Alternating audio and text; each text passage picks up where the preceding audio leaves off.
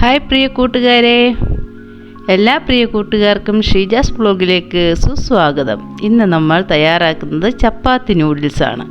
തലേ ദിവസം 2 ചപ്പാത്തിയൊക്കെ നമുക്ക് അധികം വന്നു കഴിഞ്ഞാൽ പിറ്റേന്ന് ചൂടാക്കി കഴിക്കുമ്പം അത് വല്ലാണ്ട് ഒന്ന് ഹാർഡാവുകയൊക്കെ ചെയ്യും. കഷ്ടപ്പെട്ട് നമ്മൾ ബുദ്ധിമുട്ടിയൊക്കെയാണ് കഴിക്കുന്നത്. കളയാൻ വരിക എന്നുള്ള ഒരു മെൻറ്റാലിറ്റിയിൽ അങ്ങ് കഴിച്ചു പോകുന്നു. ഇനി അങ്ങനെ കഷ്ടപ്പെട്ട് ബുദ്ധിമുട്ടിയും കഴിക്കേണ്ട, നമുക്ക് അത് ചപ്പാത്തി നൂഡിൽസ് ആക്കിയിട്ട് നമുക്ക് കഴിക്കാം. നല്ല ഹെൽത്തിയും ടേസ്റ്റിയും സോഫ്റ്റുമായിട്ടുള്ള ചപ്പാത്തി നൂഡിൽസ് നമുക്ക് തയ്യാറാക്കാം. അതിന് 2 ചപ്പാത്തിയാണ് ഞാൻ നീളത്തിൽ കട്ട് ചെയ്ത് വെച്ചിട്ടുണ്ട്. ഇനി പാൻ ചൂടായി അതിലേക്ക് നമുക്ക് 1 സ്പൂൺ നെയ്യ് ഒഴിച്ചു കൊടുക്കാം. ആ ഗീയിലേക്ക് നമുക്ക് 1 ഇഞ്ച് വലിപ്പമുള്ള ഒരു ബട്ടറും കൂടെ ഇട്ട് കൊടുക്കാം. അതൊന്ന് മെൽറ്റാവട്ടെ. ഈ പൊക്കമുള്ള പാനായതുകൊണ്ട് നിങ്ങൾക്ക് കാണാൻ ബുദ്ധിമുട്ടുണ്ട്. ഞാനത് വിശദമായിട്ട് ഞാൻ പറഞ്ഞുതരാം. ഇത് സ്റ്റാൻഡ് ഒന്നും കൂടെ പൊക്കി വെച്ച് കഴിഞ്ഞാൽ നമ്മുടെ ക്യാമറ ഇതിന് വെട്ടലുണ്ട്.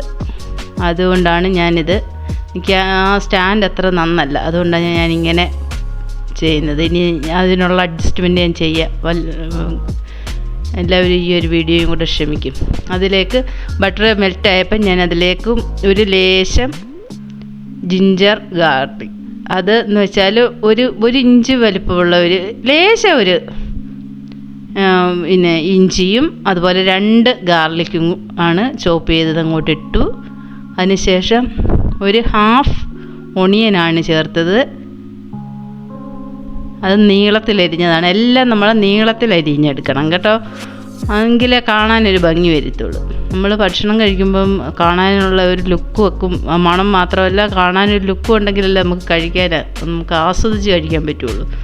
അതുകൊണ്ട് ഞാനത് സവാളയും നല്ല നീളത്തിൽ അങ്ങോട്ട് കട്ട് ചെയ്തിട്ടു. അത് കഴിഞ്ഞിട്ട് ക്യാരറ്റ് ഒരു 2 ഇഞ്ച് നീളത്തിൽ, 2-2.5 ഇഞ്ച് നീളത്തിൽ ഞാൻ ഒരു ക്യാരറ്റിൻ്റെ ഒരു 4/1 ഭാഗം മാത്രമേ, 3/1 ഭാഗം മാത്രമേ എടുത്തിട്ടുള്ളൂ. ഒരു ക്യാരറ്റൊന്നും എടുത്തിട്ടില്ല. പിന്നെ ആ ക്യാരറ്റിന് ഇത്തിരി വേവുണ്ടല്ലോ, അതൊന്ന് അടച്ചു വെച്ചു. പിന്നെ അതിലേക്ക് നമ്മൾ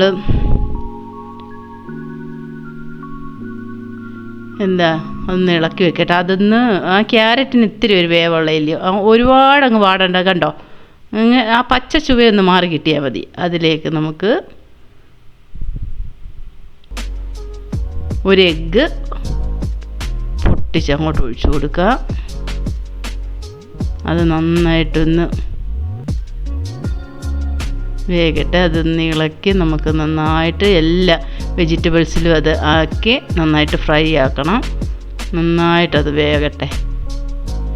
അതിലേക്ക് നമ്മൾ നന്നായിട്ട് വെന്തതിന് ശേഷം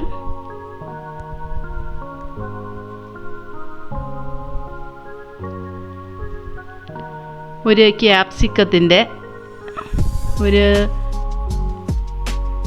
സോൾട്ടാണ് ആഡ് ചെയ്തത്. സോൾട്ട് ആഡ് ചെയ്തിട്ടുണ്ട്. അതിലേക്ക് ഇനി നമ്മൾ ഒരു ക്യാപ്സിക്കത്തിൻ്റെ ഒരു എത്ര 4/1 ഭാഗം പോലും ചേർത്തിട്ടില്ല. ഒരു ചെറിയ പീസ് മതി. എല്ലാത്തിൻ്റെ നിങ്ങളുടെ കയ്യിലുള്ള വെജിറ്റബിൾസ് മാത്രം ചേർത്താൽ മതി. ഞാൻ ഇതൊക്കെ പറയുന്നതെന്ന് പറഞ്ഞാൽ ഇവിടെ ഉള്ള സാധനങ്ങളെല്ലാം ഞാനങ്ങ് ചേർത്തു, അത്രയേ ഉള്ളൂ. ഈ കുട്ടികൾക്ക് കൊടുക്കുമ്പോൾ ഉണ്ടല്ലോ, അവർക്ക് ഇങ്ങനെ വെജിറ്റബിൾസൊക്കെ കൂടുതൽ ചേർത്താൻ കൊടുക്കണം. ഇതിൻ്റെ എല്ലാം ടേസ്റ്റും കൂടെ ആകുമ്പോൾ കുട്ടികളും കഴിച്ചോളും. ബട്ടറും ഗീയും ഒക്കെ കൂടെ ആകുമ്പോൾ ഒരു പ്രത്യേക ടേസ്റ്റ്. പിന്നെ അങ്ങനെ ആകുമ്പം വെജിറ്റബിൾ വരാൻ കഴിച്ചോളും. പിന്നെ ഇത് പിന്നെ മസാലയാണ്, നമ്മൾ ഈ മാഗിയിലൊക്കെ ഇടത്തില്ലേ, ആ ഒരു മസാലയാണ്. അതൊരു 1/4 സ്പൂൺ ഇട്ട് കൊടുത്തിട്ടുണ്ട്. അത് ഒന്ന് നന്നായിട്ടൊന്ന് ഇളക്കാം. അതിന് ശേഷം മല്ലിയിലയും പുതിനയിലയും അതും ഓരോന്ന് വീതമേ എടുത്തിട്ടുള്ളൂ. ഒരു മല്ലിയിലയുടെ ഒരു തണ്ട്, ഒരു പുതിനയിലയുടെ ഒരു തണ്ട്, അതിൽ കൂടുതലൊന്നുമില്ല.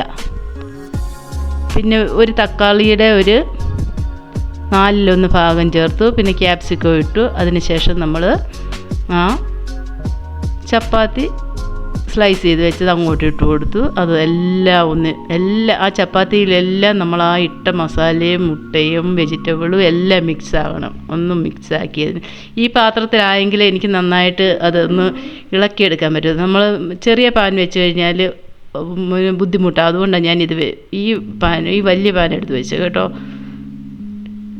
നന്നായിട്ട് ഇളക്കി കോരി ഇതുപോലെ പൊക്കി ഇങ്ങനെ എടുത്ത് കോരി ഇളക്കണം, അല്ലെങ്കിൽ ശരിയാവത്തില്ല കേട്ടോ.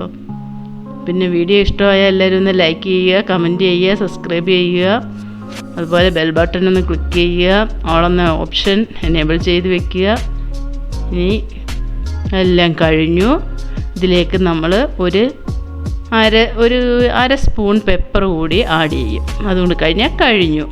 പെട്ടെന്നായില്ലേ. ഇനി നമ്മൾ ഇത്രയും വെജിറ്റബിളും ഗീയും ബട്ടറും ഒക്കെ നമ്മുടെ ഉള്ളിൽ ചെല്ലും. ചപ്പാത്തി അന്നേരം ഒന്ന് ചൂടാക്കി കഴിച്ച് കഴിഞ്ഞാൽ ഇത്രയും വെജിറ്റബിൾ നമ്മുടെ ഉള്ളിൽ പോകുമോ?